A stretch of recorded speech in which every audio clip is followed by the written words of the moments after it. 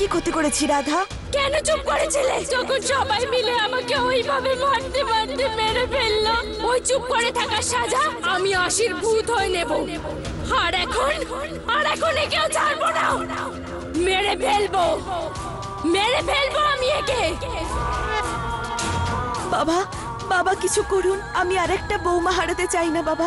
কার ক্ষমতা আছে আমাকে আটকাবে? আমি তো যাবই, আর একে আমার সাথে নিয়ে যাব।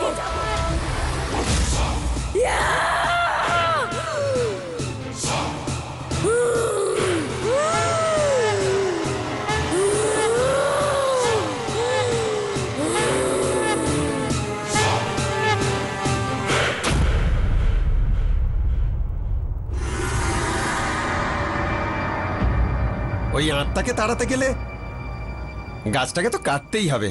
তো চলো কাটি। আরে দাদা দাঁড়াও, এই এত বড় ফলন্ত গাছটাকে কাটছো কেন? তুমি দেখতে পাচ্ছ না এটা আম গাছ? ওই সাধু বাবা বলেছে ওই শাকচুন্নিকে এই গ্রাম থেকে তাড়াতে গেলে সব আম গাছগুলো কেটে ফেলতে হবে, বুঝলে? দেখছো কি? নাও কাটো। আরে হ্যালো কেডি স্যার, স্যার এখানে প্রচন্ড প্রবলেম হচ্ছে, আপনি তাড়াতাড়ি মল্লিকপুরে আসুন। স্যার এরা গাছ কেটে ফেলছে।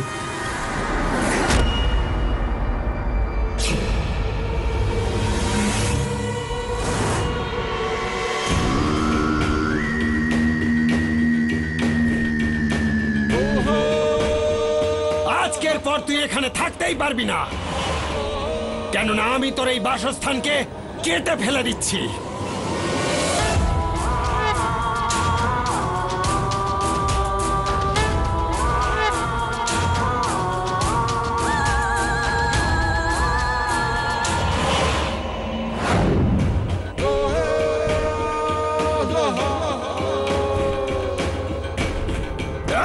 দাঁড়াও।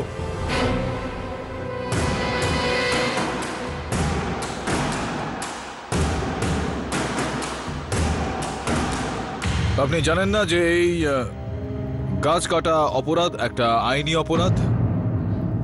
ওই ভোগা বাবা, ওই ভূতনি রাধার শাকচুন্নি, ওকে তাড়ানোর জন্যই এই গাছটা কাটছে পাঠক সাহেব। এই শাকচুন্নি ভ্রমমাত্র, এরকম কিছু হয় না বাস্তবে।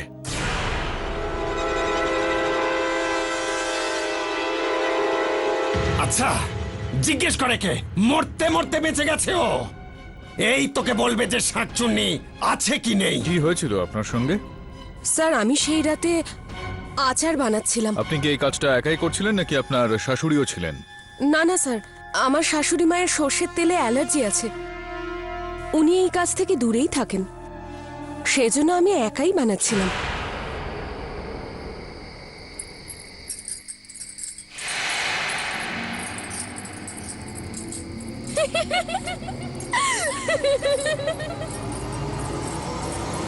এত রাত্রে কে ওখানে?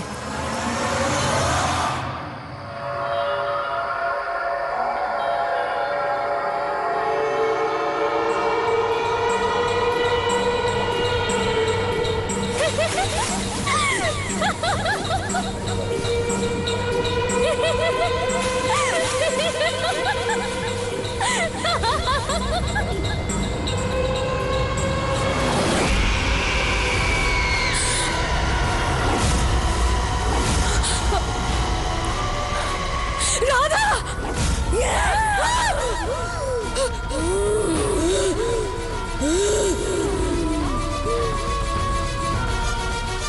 তারপরে কি হলো আমার কিছুই মনে নেই। জ্ঞান ফিরলে দেখলাম যে আমি ঘরে শুয়ে আছি, আপনারা সবাই এখানে এভাবে। কি হয়েছে আমার যখন জ্ঞান ফিরল তখন সবাই আমাকে বলল যে রাধা শাকচুন্নি আমার মধ্যে ঢুকে গিয়েছিল আর আমাকে মারার চেষ্টা করছিল। আমি সেদিন ওই আদালতে আগেই বলে দিয়েছিলাম ওই শাকচুন্নি রাধা তার পরবর্তী শিকার খুঁজছে। কাল ভৈরব এবার ওকে বাঁচিয়ে দিয়েছে, কিন্তু শাকচুন্নি রাধাকে বশে আনা সহজ কাজ নয়। কাটতে দাও এই গাছটা। ওই শাকচুন্নি রাধা এখানেই আছে। এই দেখুন, আমি আদালতের কাছ থেকে অর্ডার নিয়ে এসেছি, যেই এখানকার একটাও গাছ কাটবে তাকে সঙ্গে সঙ্গে গ্রেফতার করা হবে। এবার আপনারা ভেবে নিন যে আপনারা কি করবেন, গাছকে ছেড়ে দেবেন নাকি গ্রেফতার হবেন। ছেড়ে দিন না ভোকা বাবা, আমাদের জেলে যাওয়ার ইচ্ছে নেই।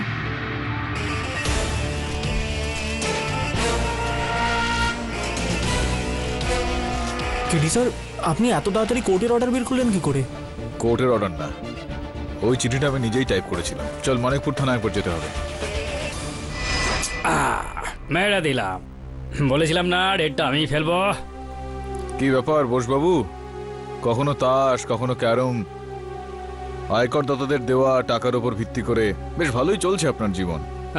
আরে আসুন আসুন পাঠক বাবু, আমার ভাষণ দিতে চলে এলেন? না, আপনাকে কে আর ভাষণ দিতে পারে, আমি তো আমার নিজের কাজটা করতে এসেছিলাম। আশির ঘর থেকে যেই ওড়নাটা পাওয়া গিয়েছে সেটা দেখতে চাই। আরে পাঠক সাহেব, একটা দারুণ ব্যাপার হয়েছে।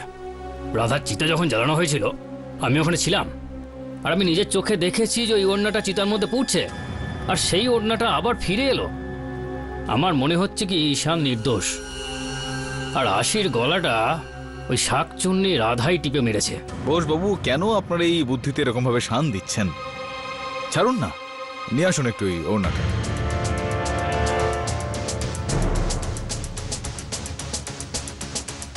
আর এর মধ্যে কি খুঁজছেন আপনি?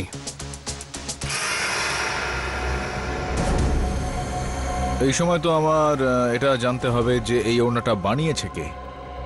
এর মধ্যে তো কোনো দর্জির লেবেল লাগানো নেই। আপনি আমায় এটা বলুন বোসবাবু যে এখানে আশেপাশে এই এলাকাতে কতগুলো দর্জির দোকান রয়েছে? আরে দোকান তো এখানে অনেক আছে, কিন্তু আপনি জেনে কি করবেন? আরে ভাই, এটা রাধার ওড়না, রাধাই জানে। এরকমটা নয় বোসবাবু, আসলে ব্যাপারটা হলো যে যখন রাধার ওপর ডাকাতরা হামলা চালায় তার ঠিক 3 মাস পরে ও গ্রামে ফিরে আসে। আর গল্পটা হলো যে গ্রামবাসীরা ওকে ডাইনি অপবাদ দিয়ে ওকে মারে, ওকে হত্যা করে ফেলে। কিন্তু আপনি বলেছিলেন যে ওকে জ্বালিয়ে দেওয়া হয়েছিল এই ওড়না সমেত। তাহলে যদি এই ওড়নাটা পুড়েই গিয়ে থাকে তাহলে এই ওড়নাটা দেখুন, এর মধ্যে কোনো দাগ নেই, কিচ্ছু নেই, একদম নতুন মনে হচ্ছে। মনে হচ্ছে এইমাত্র যেন এটা কেউ বানিয়েছে। আর পারছি না বরুণদা। আরে কেডি পাঠক কোথায় ফাঁসিয়ে দিল আমাকে? মাস্টারজি, মাস্টারজি ভালো করে দেখে বলুন তো, এই ওড়নাটার সেলাই আপনার দোকানে হয়েছে? না দাদা, আমার এখানে ওড়না সেলাই হয় না, এখানে জামা প্যান্ট তৈরি হয়। ধন্যবাদ। চলুন স্যার।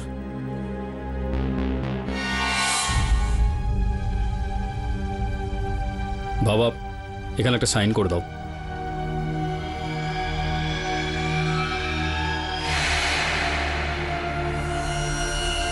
এখানে।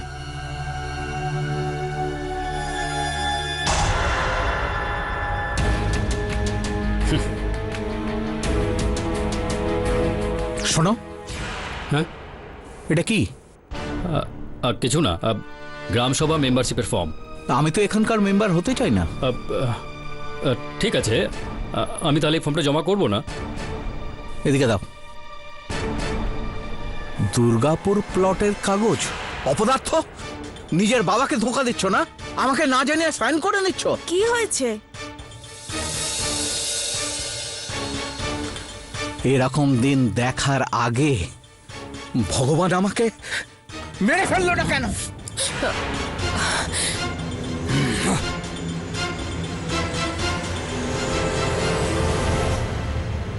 মাস্টারজি, আমি এটা জানতে চাই যে এই ওড়নাটা কোন দর্জি বানিয়েছিল?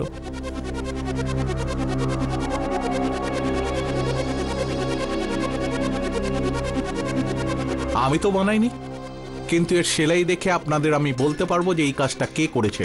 কে করেছে? এই দেখুন, একটা সেলাই আর আরেকটা সেলাইয়ের মধ্যে যে ফাঁকটা রয়েছে, এই ধরনের চালু কাজ করে পুরো মল্লিকপুরে একজনই রয়েছে, তার নাম করিম খান কাটোরা। এই ওড়নাটা তুমি বানিয়েছো? দেখো তো। ঠিক মনে করতে পারছি না। কেন, কি প্রবলেম? আমরা এটা জানতে চাচ্ছি ওনারা কে অর্ডার দিয়েছিল। কেউ কি আর সব কাস্টমারকে মনে রাখে? আমি তো শুধু কাপড় সেলাই করি, ব্যাস। এই মিথ্যে বললে না জিপ টেনে ছিঁড়ে নেব। মনে করে দেখো এই ওড়নাটা কে অর্ডার দিয়েছিল। বলছি স্যার, বলছি।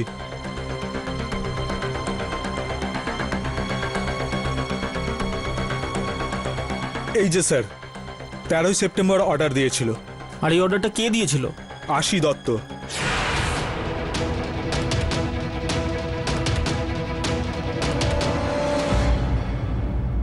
হ্যাঁ স্যার, আমার খুব ভালো করে মনে আছে আশি দেবী নিজে আমার দোকানে এসে অর্ডার দিয়েছিলেন। দাদা আমাকে একটা ওড়না বানিয়ে দেবেন, নিচে রাধার নাম লেখা থাকবে আর ওপরে একটা বাঁশির ছবি থাকবে। আরে এরকম ওড়না তো আমি আগেও বানিয়েছি ওই রাধার জন্য। আচ্ছা হ্যাঁ হ্যাঁ একদম ওই রকমই হবে। হোয়াট রাবিশ মাই লর্ড, এই লোকটা যা নয় তাই বলে যাচ্ছে। মাই লর্ড, উনি যা বলছেন সব মন গড়া কথা বলছেন। একটু ভেবে বলুন, ওই আশির কথা বলছেন আপনি? কয়েকদিন আগে যার মৃত্যু হয়েছে সেই আশির কথাই বলছেন? আজ্ঞে হ্যাঁ স্যার, আমিও তো ওনার কথাই বলছি। এই দেখুন, অর্ডারের স্লিপে সুকুমার বাবুর বাড়ির ঠিকানাই লেখা। মাই লর্ড, আমি বুঝতে পারছি না ইনিই কি খিচুড়িটা পাকাচ্ছেন, নাকি এর সাহায্য নিয়ে পাঠকবাবু খিচুড়িটা পাকাচ্ছেন নিজের ক্লায়েন্টকে বাঁচানোর জন্য। কি পাঠকবাবু? না, আপনার প্রশ্নের সোজাসুজি উত্তর পাওয়া যাবে, পরিবারকে জিজ্ঞেস করা হোক। আপনারা বলুন কুমারবাবু, ম্যাডাম আপনারা নিশ্চয়ই জানেন যে আশি 13ই সেপ্টেম্বর বিকেলবেলা বাড়িতে ছিলেন, বাইরে কোথাও গিয়েছিলেন, কি হয়েছিল? 13ই সেপ্টেম্বর মানে বিয়ের 4 দিন পর আশি বাড়ির বাইরে গিয়েছিল। বিদ্যা, ও তোর সঙ্গে গিয়েছিল না? জজ সাহেব, আশি আমায় বলেছিল যে ঘরে বসে বসে ওর ভালো লাগছে না, আর তাই বিকেলবেলা আমি ওকে গ্রামে ঘোরাতে নিয়ে যাই। আর এমনিতে না, রত্নাকে জিজ্ঞাসা করেই। না সেটা তো ঠিক আছে, কিন্তু উনি এইমাত্র বললেন যে আশি ওই দোকানে সেদিন একাই গিয়েছিল। তাহলে যখন আপনি সেদিন আশিকে ওখানে নিয়ে গিয়েছিলেন, তাহলে আশি সেখানে একা কি করে গেল? হ্যাঁ, ওই একটুখানি ঘোরার পরেই আশি আমায় বলেছিল। মাসি আপনি এগিয়ে যান, আমি একটু বাজার হয়ে আসছি। তুই একলা যাবি বাজারে? তোর ওই শাশুড়ি মা আমাকে মেরে ফেলবে। আরে কিচ্ছু বলবেন না, আপনি চিন্তা করবেন না, আমি চলে যাব। ঠিক আছে, তারপরে আমি আমার বাড়িতে ফিরে আসি জজ সাহেব। তাহলে এখন প্রশ্ন এটা উঠছে বিদ্যা দেবী, আশি ওই ওড়নাটার বিষয়ে জানতে পারলো কি করে? জজ সাহেব, আমি ওকে বলেছিলাম, যখন আমরা বেড়াচ্ছিলাম না, তখন আশি আমায় জিজ্ঞেস করেছিল। মাসি, সেদিন মা আপনাকে খোঁটা কেন দিচ্ছিলেন যে আপনার বাড়িতে কোনো বৌমা আসেননি? আরে আশি মা, বাদ দে না। আরে এইসব শুনে তুই কি করবি, ছাড়। মাসি বলুন না, আপনাকে আমার দিব্যি।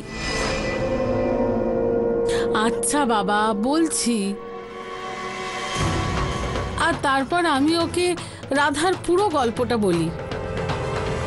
এর সঙ্গে ওড়নার বিষয়টা আপনি বলেছিলেন যে ওই ওড়নায় রাধার নাম লেখা ছিল, সেটা বাঁশি দিয়ে ছিল, এইসব বলেছিলেন কি? হ্যাঁ, আমি ওকে বলেছিলাম যে আমি খুব শখ করে আমার বৌমার জন্য ওড়না বানিয়েছিলাম, আর তাতে ওর নামও লিখেছিলাম। কিন্তু জজ সাহেব, আমরা অভিশাপ পেয়েছি। ইওর অনার, আমি বিদ্যা দেবীকে কিছু জিজ্ঞাসা করতে চাই, উইথ ইওর পারমিশন। আসুন। বিদ্যা দেবী, আমি আপনার মনের অবস্থা বুঝতে পারছি, but please understand we are dealing with the very sensitive court case, right? তো জজ সাহেব, ওই ভূত প্রেত নিয়ে যে গল্পটা রয়েছে, আমার মনে হয় সেটা সলভ হয়ে গেছে। কেননা এটা ক্লিয়ার হয়ে গেছে যে এই ওড়নাটা আশি নিজেই কিনেছিল। আর যখন এটা ক্লিয়ারই হয়ে গেল যে এই ওড়নাটা আশি কিনেছিল, তখন আরও একটা কথা ক্লিয়ার হয়ে গেল, এই হত্যার পেছনে কেবল একজনেরই হাত রয়েছে, আপনার ক্লায়েন্ট মিস্টার পাঠক, দিশান্ত। দিশান্ত! যোগবাবু, যোগবাবু, যোগবাবু, আপনি এমনি এমনি প্রয়োজনের থেকে বেশি উগ্র হচ্ছেন। মাথা ঠান্ডা করুন আর ভাবুন যে আশি অন্ততপক্ষে কেন এই ওড়নাটা বানাতে চেয়েছিল। আরে ওনার ইচ্ছা হয়েছিল হয়তো। এটাই তো হলো প্রশ্ন, যে কেন ওনার মনে এরকম একটা ইচ্ছে জাগলো যে এরকম একটা ওড়না বানাতে হবে। কেননা ইওর অনার, ওই গল্পটা তো অনেক মানুষই শুনেছেন, কিন্তু কেউই এখনো পর্যন্ত ওরকম ওড়না বানানোর কথা ভাবেনি। তাহলে শুধুমাত্র আশি কেন?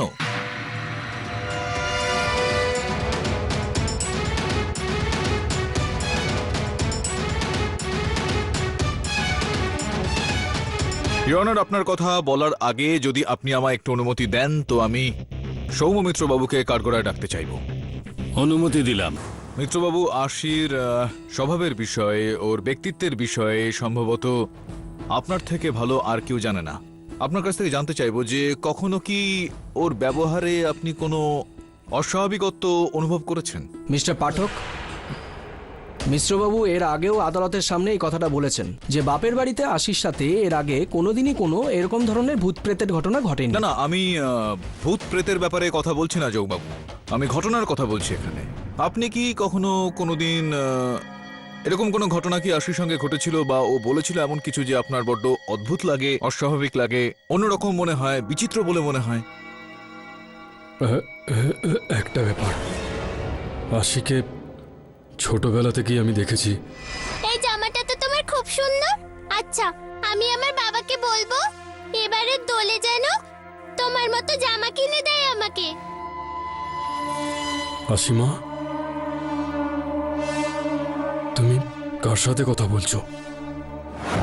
জিজ্ঞেস করতে বলেছিল যে ওর একটা বান্ধবী আছে, ওই অদৃশ্য কিছুর সাথে কথাবার্তা বলতে আমি বিয়ের আগে পর্যন্ত এইসব দেখেছি, কিন্তু ওর ওই বান্ধবীকে আমি কোনোদিনও দেখিনি।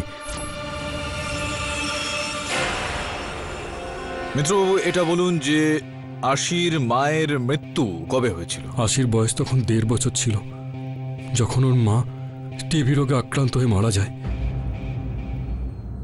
ইওর অনার, আগে আমার মনে একটা সন্দেহ হচ্ছিল, এখন সেই সন্দেহটা বিশ্বাসে পরিণত হলো। আপনি কোন বিশ্বাসের কথা বলছেন? বিশ্বাস হলো এই বিষয়টা যোগবাবু, যে আশিকে কেউই এখানে হত্যা করেনি। আশি নিজেই নিজেকে হত্যা করে, ও আত্মহত্যা করে। It's a case of suicide.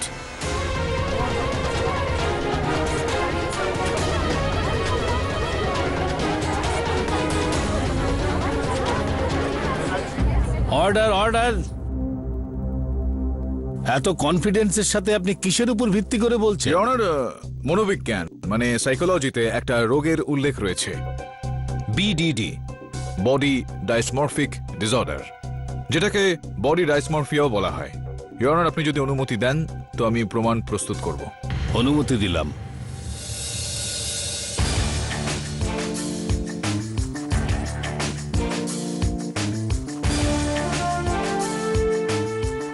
Your honour, যেরকমটা আপনি দেখতে পাচ্ছেন যে এই রোগটা হলে এই রোগাক্রান্ত ব্যক্তির অধিক একাকিত্ব অনুভব করেন তারা। যেরকমটা আশির বাবা আমাদের মাত্র বললেন, খুবই ছোট বয়সে আশি ওর মাকে হারিয়ে ফেলে। আশির বাবা দিনভর খেতে কাজকর্ম করে যেতেন ইওর অনার, নিজের উপার্জনের তাগিদে আর কি। আশির কাছে এমন কেউ ছিল না যাকে ও নিজের মনের কথা বলতে পারে। এই কারণে আশি একজন কাল্পনিক বন্ধুর সৃষ্টি করে, যেরকমটা হামেশাই বিডিডির রোগীরা করে থাকে ইওর অনার।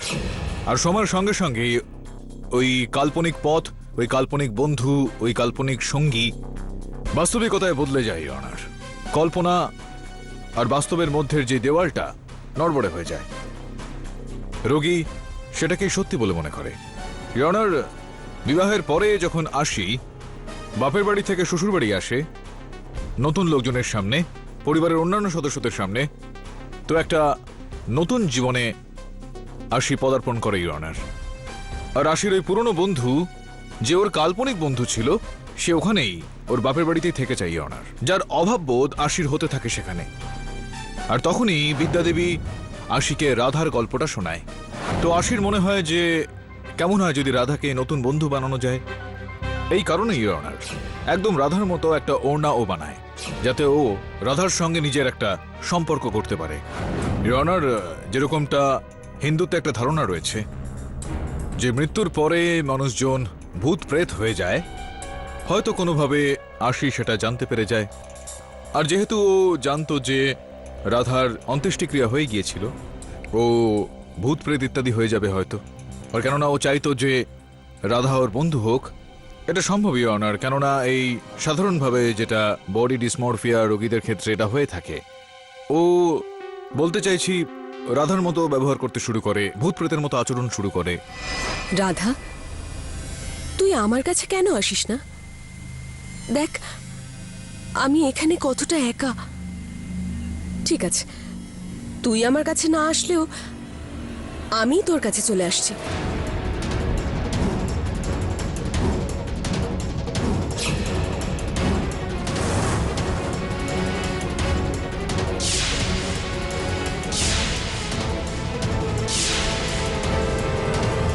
সম্ভবত এটাই বোধহয় মর্মান্তিক সত্যি আশির মৃত্যুর।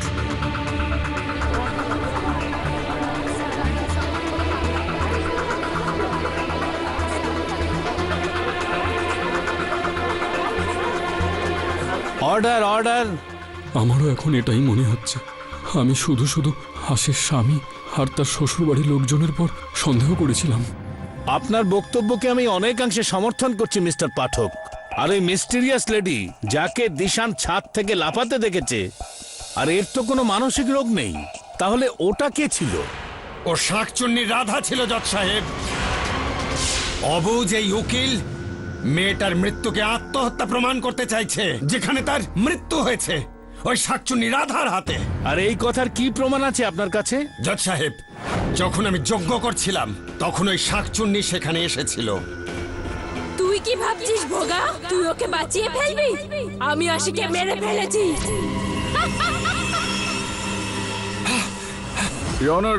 ওনার কথাতে কতটা সত্যি রয়েছে আর কতটা মিথ্যা সেটা তো এই মুহূর্তে আমি জানি না, কিন্তু এতটা অবশ্যই আমি জানি।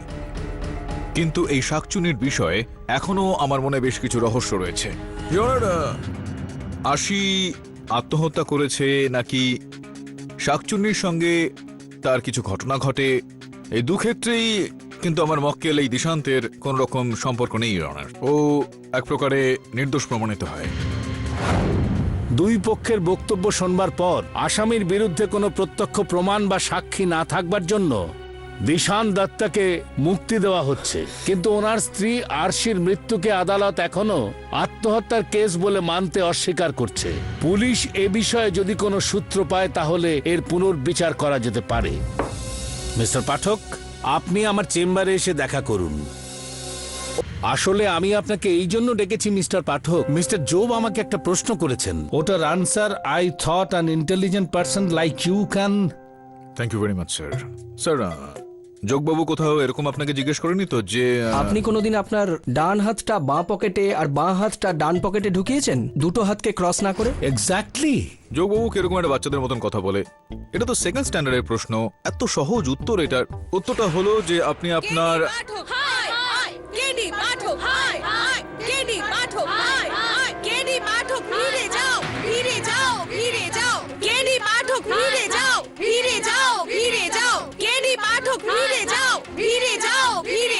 আরে শান্ত হয়ে যান, বলুন কি অভিযোগ রয়েছে আপনাদের আমার বিরুদ্ধে? দিশানকে আপনি ছাড়িয়ে নিয়ে খুব বড় একটা অন্যায় করেছেন আসির সাথে। আপনাকে আমরা এইভাবে যেতে দেব না। তোমরা সবাই দাঁড়িয়ে দেখছো কি? ওনারও সেই উকিলের মতন অবস্থা করো। চলো। কেনি পাঠক হাই হাই, কেনি পাঠক হাই হাই, কেনি পাঠক হাই হাই, কেনি পাঠক হাই হাই, কেনি পাঠক হাই হাই, কেনি পাঠক হাই। জেলের খাবার খেয়ে কি দুর্বল হয়ে গেছে আমার ছেলে। তুই ঘাবড়াস না, এবার যখন তুই বউয়ের হাতে খাবার খাবি তুই আবার মোটা হয়ে যাবি। বউ? হ্যাঁ, আরে আমাদের রমা, ওর ছোট বোন আছে না সাধনা, ওর সাথে আমরা তোর বিয়ে ঠিক করেছি। মা প্লিজ, প্রথমত আশির মৃত্যুর পর আমার বিয়ে করার ইচ্ছে একদম নেই, আর দ্বিতীয়ত আর যদি আমি বিয়ে করি তো সেটা শুধুমাত্র করিশ্মাকে। ওই পাঞ্জাবি মেয়েটা? আরে সাধনা আমাদের জাতের মেয়ে, আর সঙ্গে পণও দেবে এক গাদা। এই সমস্ত কথা আমার সামনে বলো না। আর যদি তুমি সবাইকে টাকা দিয়ে মাপতে চাও তাহলে আমি তোমাকে একটা কথা বলছি, করিশ্মা তার কোটিপতি মা বাবার একমাত্র সন্তান। পণের নাম করে সে যদি কিছু নাও দেয়, দেওয়া উচিত নয়। ভবিষ্যতে ওইসব সম্পত্তি কার হবে? এনিওয়েজ, আমার এই সমস্ত কথাবার্তায় কিছু যায় আসে না।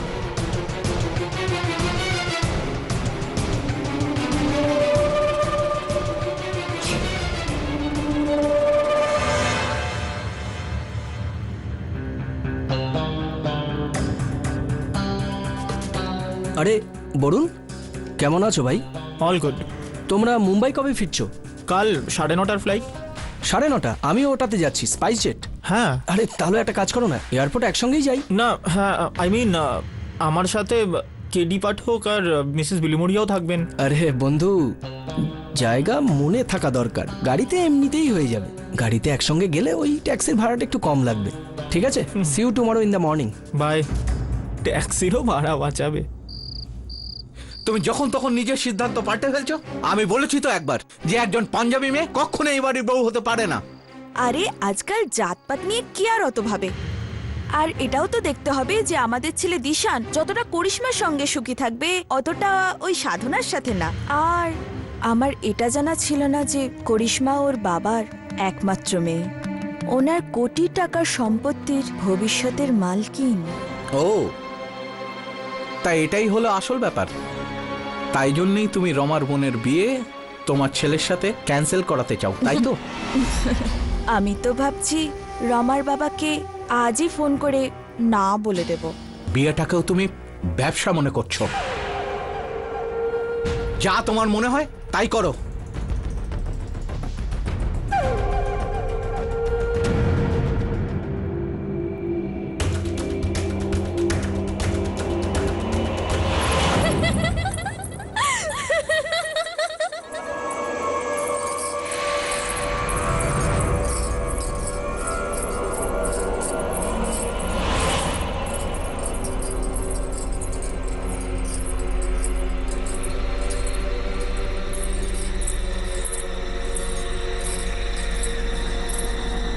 এত রাত্রে বাইরে এটা কিসের আওয়াজ?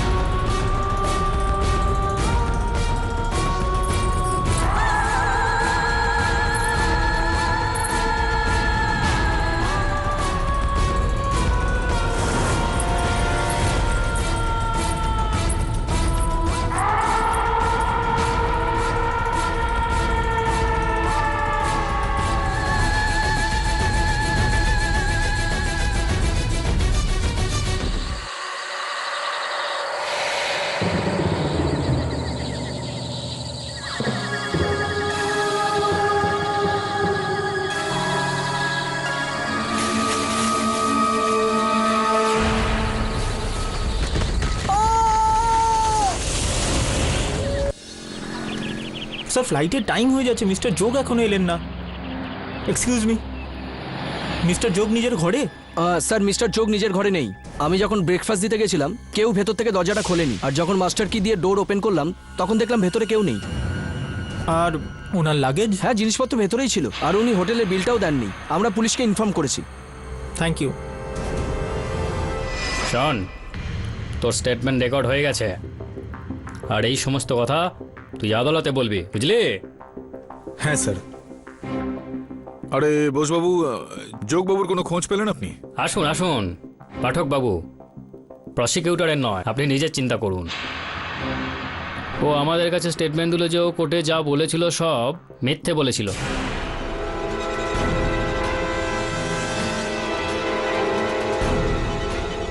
আর এই ওড়নাটার অর্ডার হাসি নয়, আপনার ক্লায়েন্ট দিশান দিয়েছিল। তার মানে দিশান্ত আবার জেলের ভিতর। হ্যালো, হ্যাঁ বলো। হ্যাঁ, কি বলছিস বাবা? যোগ রাস্তার মোড়ে অজ্ঞান হয়ে পড়ে আছে। সাবধানে নিয়ে আসুন। কি হয়েছে যোগবাবু? কে করলো আপনার এরকম অবস্থা?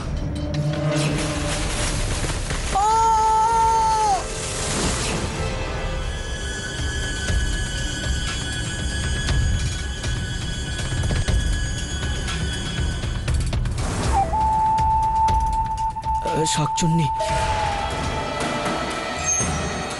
হাসপাতালে নিয়ে চলুন। আসুন তাড়াতাড়ি, সাবধানে।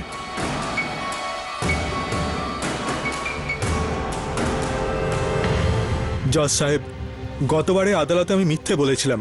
সত্যি তো এটাই, ওই ওড়না আশি দেবী আমাকে বানাতে দেননি, দিশান্ত বাবু আমাকে তৈরি করতে দিয়েছিলেন।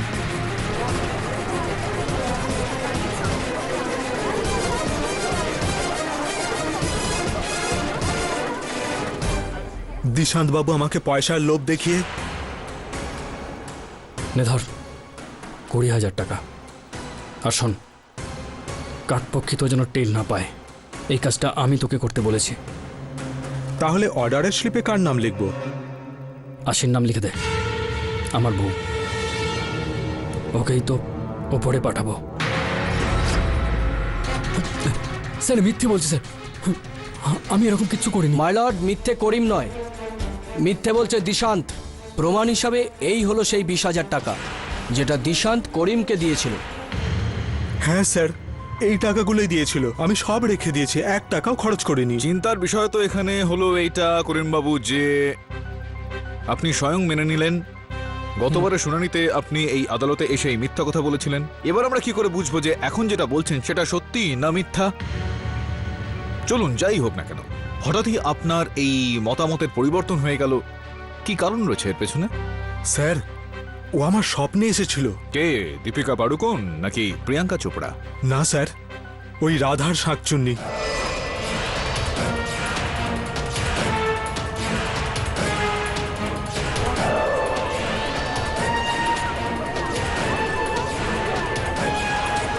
ও আমাকে বলল, দ্বিতীয়বার আদালতে গিয়ে সত্যি না বললে ও আমার স্ত্রীকে তুলে নিয়ে যাবে। ইয়নার, এর থেকে বোঝা যাচ্ছে যে ও মিথ্যা কথা বলছে। রাধার শাকচুন্নি হঠাৎই ওর স্বপ্নে কেন আসতে যাবে? চলুন বলুন বলুন, সত্যিটা কি? কত টাকা দেওয়া হয়েছে আপনাকে? স্যার, আমি বললাম না, দিশান্ত বাবু। দিশান্ত এরকমটা করতেই পারে না। কেন করতে পারে না মিস্টার পাঠক? পরিস্থিতি বোঝার চেষ্টা করুন যোগবাবু। দিশান্ত গতবার আদালতে রেহাই পেয়ে গিয়েছিল, আর তারপর আপনি সেটা দেখতে পেলেন শাকচুন্নি বা শাকচুন্নির পোশাকে অন্য কেউ। এবার এটা ভেবে দেখুন যে শাকচুন্নির পোশাকে কোনো মহিলা আপনাকে ভয় দেখাতে কেন আসবে? সেটা এই কারণেই অনার, ওই শাকচুন্নির যে ধারণাটা রয়েছে তার থেকে একজন ব্যক্তির অন্তরে ভয়ের সঞ্চার হয়ে থাকে, আর এই ভয়ের কারণে সব থেকে বেশি লাভ যার হতে পারে সে হলো এই বাবা। কিন্তু এতে আমার লাভটা কোথায়? যতদূর আমি জানতে পেরেছি যে এই শাকচুন্নির ভয়ের কারণে গ্রামবাসীরা যতগুলো আম গাছ কেটেছেন সেগুলো নাকি আপনাকে দক্ষিণা হিসেবে দেওয়া হয়েছে, আর আপনি সেগুলো আসানসোলের ওই ফার্নিচার কোম্পানিকে বেচে দিয়েছেন ওই গাছগুলো। অনেক টাকা পয়সা কামান। শুধুমাত্র এতটুকুই নয়, নববিবাহিত মহিলাদের আপনি যে ওই শাকচুন্নির প্রভাব থেকে মুক্ত করেন তার বিনিময়ে তো আপনার বেশ ধনপ্রাপ্তি হয়, বেশ টাকা পয়সা কামান। যদি এই সোর্সটা বন্ধ হয়ে যায় তাহলে কোথা থেকে আসবে আপনার এই অর্থ?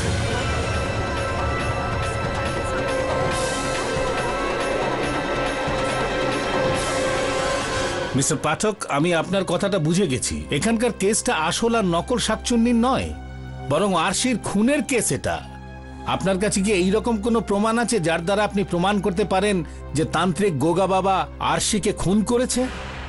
ইয়নার, এই কেসটাকে আগে এগিয়ে নিয়ে যাওয়ার জন্য আমি নিশান্তের দাদা নিশান্তকে কাঠগড়ায় ডাকার অনুমতি চাইছি। নিশান্ত, যতদূর আমরা জানি যে দুর্গাপুরে যেই জমিজমা রয়েছে আপনার বাবার, সেই কাগজপত্রের ওপর আপনি নাকি আপনার বাবাকে দিয়ে এক প্রকার জোর করে সই করিয়ে নেওয়ার চেষ্টা করছিলেন। আপনি ঠিক বলছি আমি? কিন্তু এই প্রশ্ন আপনি আমাকে এখানে কেন করছেন? কেননা আপনার ভাইয়ের ওপর এই হত্যার অভিযোগটা আনা হয়েছে, এখন সময় এসে গিয়েছে বিষয়টা সর্বসমক্ষে আনার। সেটা এই কারণেই অনার, কেননা আশিকে হত্যার প্রথম সন্দেহটা দিশান্তের দিকে গিয়েছে। এখন চিন্তার বিষয় হলো এটা যে দিশান্ত শাস্তি যদি পায় তাহলে সব থেকে বেশি লাভ কার হতে পারে? নিশান্তেরই অনার। পুরো বিষয় সম্পত্তি, পুরো জমি জমা ওনার নামে হয়ে যেত, যেগুলো উনি চাইছিলেন, আর ছল করে ইনি ওই জমি জমার কাগজপত্রে ওনার বাবাকে দিয়ে সইও করিয়ে নিয়েছিলেন। কিন্তু ইওর অনার, সেই সময় দিশান্ত রেহাই পেয়ে যায়, তো উনি আরো একটা পরিকল্পনা করলেন। উনি গিয়ে করিমকে এই টাকাগুলো দিলেন নিজের ভাইকে ফাঁসানোর জন্য। ইওর অনার, আমি করিমকে কোনো টাকা দিইনি, আর আশির খুনের ব্যাপারে আমার কোনো হাত নেই।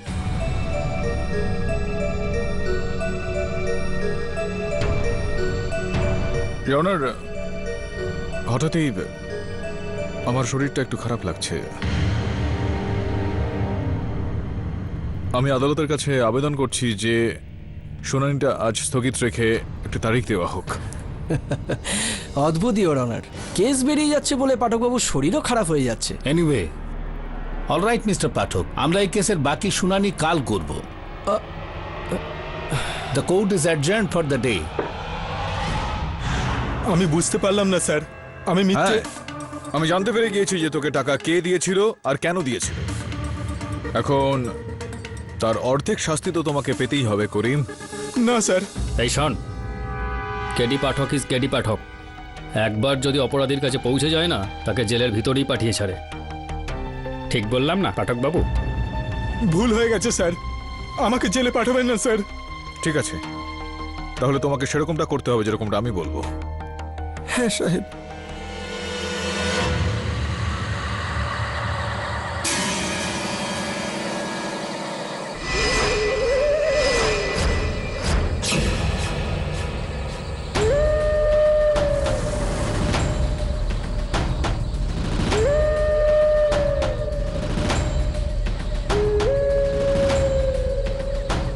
তুই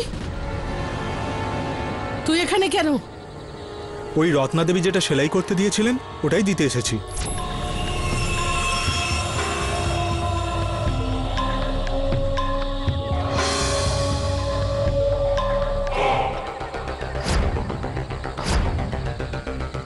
আমি বাড়ির পিছনেই দাঁড়িয়ে আছি, আপনারা চলে আসুন।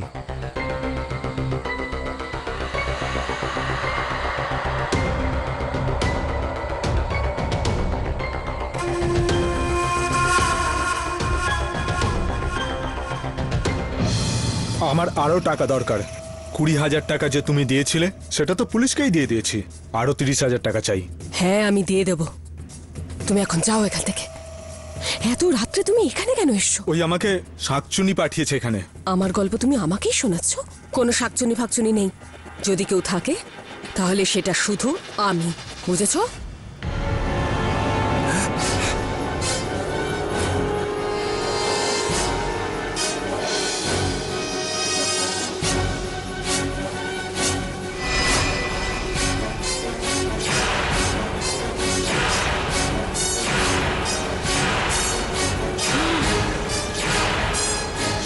ঠিক বলেছো তুমি, যদি শাকচুন্নি থাকে তুমি সেটা রমা।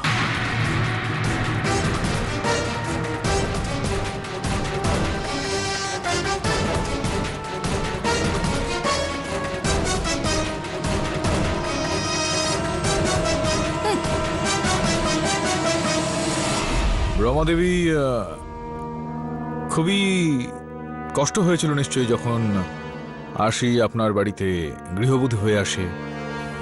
মনে লাগবে কেন? ও তো আমার কাছে ছোট বোনের মতন ছিল। এটাই তো সমস্যা রমা দেবী, আশি আপনার বোনের মতো ছিলেন, আপনার ছোট বোন ছিলেন না।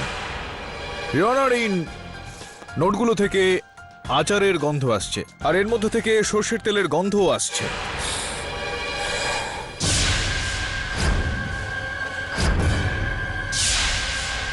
কেন? এনার সাথে রত্না দেবীও তো। ওনার তো সর্ষের তেলে অ্যালার্জি রয়েছে। সর্ষের তেল তো আপনি ব্যবহার করেন রমা দেবী, আর বাকি কাজটা আমার হয়ে করিমবাবুই করে দিয়েছেন। কিন্তু উনি ওনার যাকে কেন খুন করবেন? সেটা এই কারণে ইয়র্নার, কেননা রমা দেবী চাইতেন না যে আশি ওদের বাড়িতে বউ হয়ে কোনোদিন আসুক। ইয়র্নার যেটা উনি চাইছিলেন সেটা কখনোই হচ্ছিল না, আর সাধনাকে আনার জন্য ওনাকে আশিকে সেখান থেকে সরানো দরকার ছিল, যেটা আপনি করলেন। হ্যাঁ হ্যাঁ করেছি।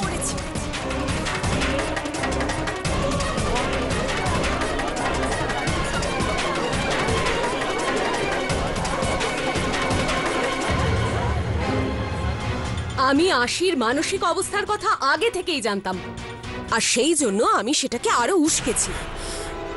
আমি প্রত্যেকদিন ওর দুধের মধ্যে জড়িবুটি মিশিয়ে দিতাম, যাতে ও পাগলের মতন করতে থাকে, আর ওর অবস্থা যাতে আরো খারাপ হয়ে যায়। ওর অদ্ভুত অদ্ভুত আচরণগুলো দেখে সবাই ভাবতে থাকে ও পাগল হয়ে গেছে, আর ওর ওপর ভূতে ভর করেছে। এমনকি ও নিজেও স্বীকার করে নেয় যে ও রাধা হয়ে গেছে। হ্যাঁ, আর এই রাধার খেলাটা খেলার পর যখন সবাই আশির ব্যবহার থেকে অনেকটাই চিন্তিত হয়ে পড়ে, তখন আপনি আপনার ওই টোপটা ওখানে ফেললেন, রাধার ওড়নাটা দিয়ে ওর গলায় ফাঁস লাগিয়ে দিলেন। তাতে কি যায় আসে? হ্যাঁ, আশির খুন ওই শাকচুন্নি করুক বা ও আত্মহত্যাই করুক, আর তাছাড়া দিশানের তো ওর প্রতি কোনো ইন্টারেস্টই ছিল না, কোনোদিন কোনো আগ্রহই ছিল না। ওর মরে যাওয়াই ভালো ছিল।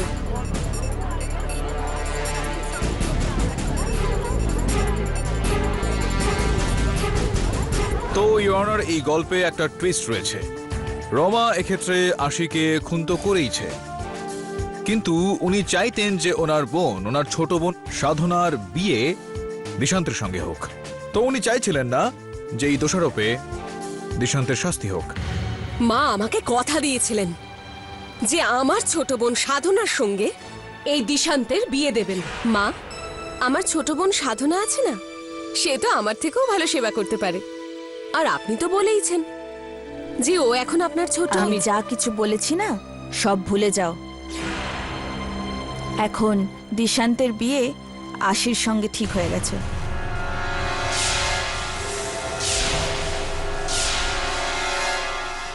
কিন্তু উনি ওনার কথা একবার নয় বহুবার ভেঙেছেন।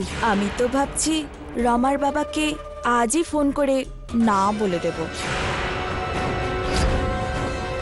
মা, আবার সাধনা মানে আমার ছোট বোনের সঙ্গে এই দিশানের সম্বন্ধ ভেঙে দেন, তাই আমার রাগ হয়। আর তাই আমি ডিসিশন নিই যে আমি ওকে আবার ফাঁসাবো। আর আমি করিমকে টাকা দিই নিজের বয়ান বদলানোর জন্য, যাতে দিশান ফাঁসে আর আমার উদ্দেশ্য সফল হয়। 1 মিনিট মাই লর্ড, আমিও কিছু জিজ্ঞাসা করতে চাই। ও যে শাকচুন্নি আমি দেখেছিলাম সেটা কি? উত্তরটা দিয়ে দিন যোগবাবুর প্রশ্নের। আপনাকে শুধু ভয় দেখিয়ে আটকাতে চেয়েছিলাম যাতে এই কেসটা চলতে থাকে আর এই দিশানের শাস্তি হয়। Defence rest your honour. আদালত দিশান্ত দত্তকে সসম্মানে মুক্তি দিচ্ছে। টেইলার করিম আর রোমা দত্তকে অবিলম্বে হেফাজতে নেবার নির্দেশ দিচ্ছে। এর সিদ্ধান্ত পরবর্তী আদালতে হবে।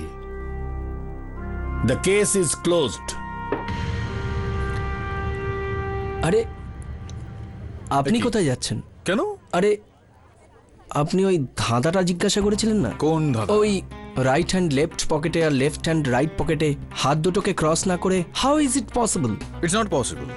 তাহলে আপনি জিজ্ঞাসা করলেন কেন? যোগবাবু, আসলে বিষয়টা হলো যে যখন কোনো বাচ্চা ছেলে আপনাকে ইরিটেট করছে তখন তাকে এমন একটা সমস্যার মধ্যে ব্যস্ত করে দেওয়া উচিত যার থেকে ও সহজে বেরিয়ে আসতে না পারে, আর আপনি আপনার কাজ করতে পারেন। প্রণাম জানাই আপনাকে আর আপনাদেরও।